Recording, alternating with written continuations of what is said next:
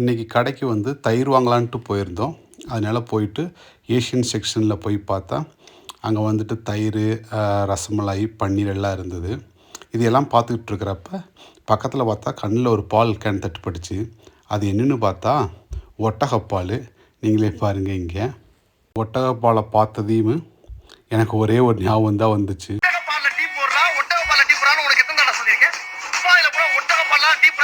நம்மள ஒட்டகப்பால் இங்கே என்ன விலைக்கு விற்கிறாங்கன்னா, நம்ம ஊர் காசுக்கு ஆல்மோஸ்ட் வந்துட்டு 350 ரூபாய்க்கு விற்கிறாங்க. இங்கே வந்துட்டு மாட்டுப்பால் 2 லிட்டர் வாங்கி குடிக்கலாம் அந்த 350 ரூபாய்க்கு. எவன்டா இங்கே ஒட்டகப்பால் வாங்கி குடிக்கிறான்னு தெரில. ஆனால் வந்துட்டு இங்கே ஒட்டகப்பால் விற்கிறானுங்க.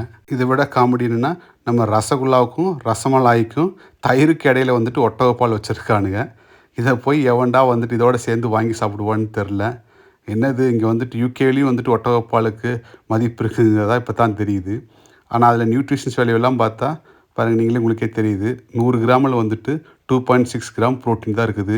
எவனோ சொல்லுவானுங்க ஒட்டகப்பால் குடித்தா உடம்புக்கு நல்லது, அதுக்கு நல்லதுன்ட்டு. ஆனால் அதெல்லாம் இருக்கிற மாதிரி ஒன்றும் தெரில. See you in another video. Bye now.